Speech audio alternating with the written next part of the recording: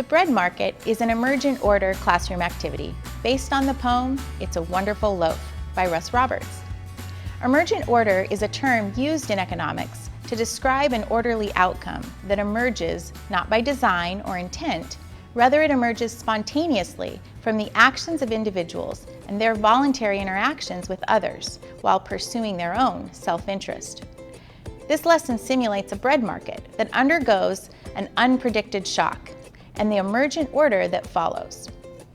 Students, acting as buyers and sellers, participate in 2 rounds where they come to learn about the market and develop some expectations about price. Then, unbeknownst to buyers and sellers, a demand shock occurs. Knowing only their own willingness to buy or sell and their past predictions about price, students play an additional round where they witness and experience how without any coordination or direction, the market adjusts to the increased scarcity. To prepare for the activity, determine how many sellers you will need. For a class of 30, you'll need 6 sellers. You can adjust up or down for smaller or larger classes, but don't go below 4 sellers. You want to make sure both sides of the market are competitive. Make 2 decks of buyer cards, a low value deck and a high value deck. Copy them on the same color paper and use cardstock so the cards can be reused with other classes. Find a way to discreetly mark the high value deck so you can tell the 2 decks apart, but the students won't notice the difference. Prepare the seller roll cards and loaves of bread on 2 additional colors of cardstock. You will need buyer and seller transaction sheets, as well as copies of the how to play instructions for each student. Display a transaction tally in the front of the room. Arrange your classroom so sellers are spread out at desks around the perimeter of the room, and set each seller station up with an inventory of 10 loaves of bread, a seller card, and 2 seller transaction records, and a copy of the how to play instructions. Before the activity, ask students to imagine they were the minister of bread for their town. What information would they need to ensure that people got the bread they wanted and needed? Anybody ever baked bread? Okay. What if you were tasked with being the bakery minister for Berkeley? What kind of information would you have or would be helpful to have? If you're in charge of all the bread in Berkeley, making sure that everybody has the bread that they want and need. How much bread is usually consumed on a... How much do people usually consume on a given day? How many people are in Berkeley? Prices. Places where you sell bread. Where are the places that bread is sold in Berkeley? What kind of ingredients go into bread? What does it cost to make bread? What do the resources cost? How much does rent cost for the bakeries? And even if you have all of that information, it's a pretty big job to be in charge of all the bread that there is in Berkeley. Raise your hand if you're not from the Bay Area. Okay. Did you guys call ahead? Did everybody call ahead to let the people know, like the pizza shops, and let them know so that when you're here in Berkeley, there would be enough for you to be here? I didn't call ahead, right? And I walk into the store and they've got the bread that I need, even though they weren't planning on me. How does that happen? So we're going to play an activity where you're going to be buyers and sellers in this market. And so I'm going to geographically kind of pick the sellers based on where you are kind of around the perimeter of the room, and then everybody else is going to be a buyer. Choose your sellers and send them to their station to look over their materials and instructions. Give each of the remaining students a buyer transaction record, the how to play instructions, and a low value buyer card. Keep the high value buyer cards out of sight. While the buyers are reading their instructions, call the sellers to the front of the room and ask if they have any questions. Make sure they understand that they have to sell at a price higher than their cost of production to make a profit. Also make sure they understand how to get more bread if they run out, and that additional bread comes at a higher cost. So they will only want to go to the extra trouble to make more bread if they can sell it at a price high enough to cover the additional cost. Ask if the buyers have any questions, and reinforce that buyers value bread at the price on their card, and they will only be willing to purchase bread if they can get it at that price or lower.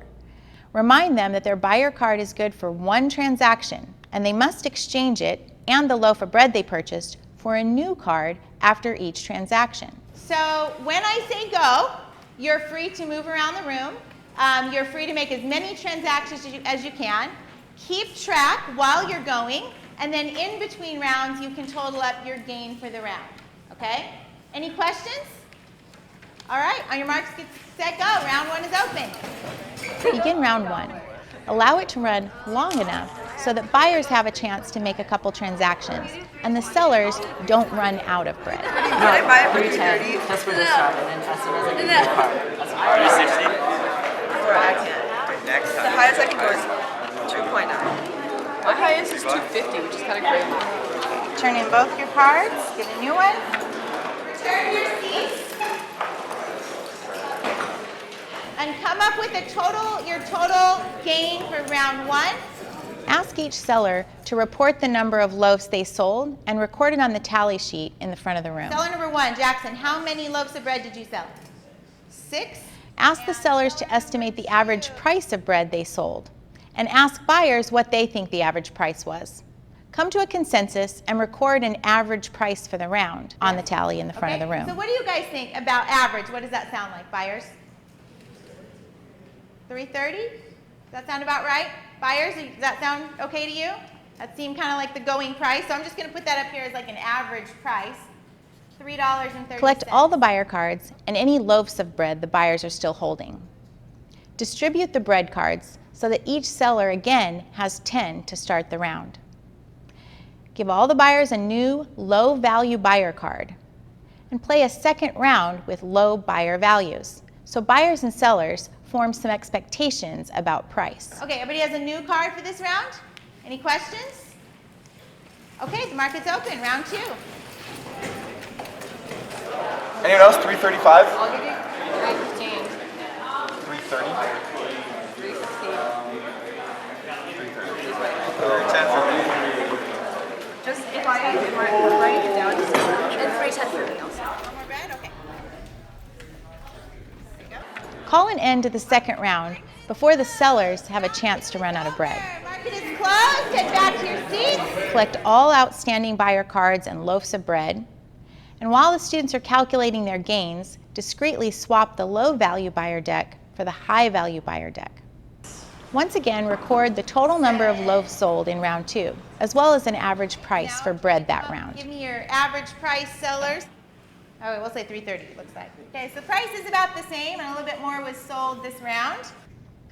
Replenish the seller's inventory of bread so they have 10 to start the next round. Everybody has 10? This time, give all the buyers a high-value buyer card. Don't draw attention to the fact that you are using a different buyer deck for the next round. It's important that each buyer only know that they are more willing to pay more, not that all buyers in the room are willing to pay more. Likewise, sellers only know from past experience what buyers are generally willing to pay. Okay, the market's open. Go buy some bread. Play round three. Let the round go long enough that several sellers have come to the front of the room and completed the required jumping jacks to get more bread. Remind them as you give them the additional 5 loaves that they have a higher cost of production. Some sellers may choose not to get more bread, and some may return several times to get additional batches of bread. Take 5. I'll do 5 too. You'll do 5? Yeah. Take 5. This is bad, sir. I'll do 330. I made bank. 470. I got you. Gotta get more bread.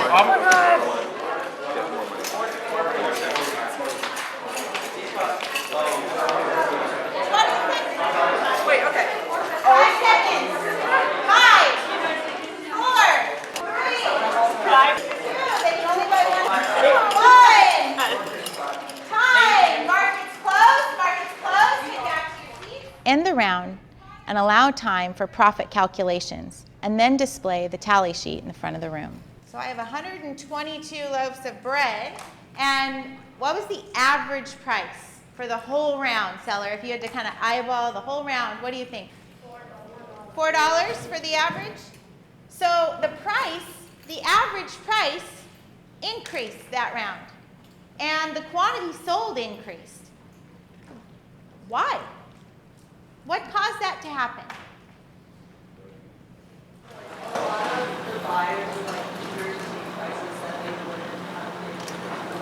from your experience, you noticed that as buyers were coming up, they were taking prices that you were asking, and before they would have walked away at those prices, and now they were taking them. So that was a signal to you, right?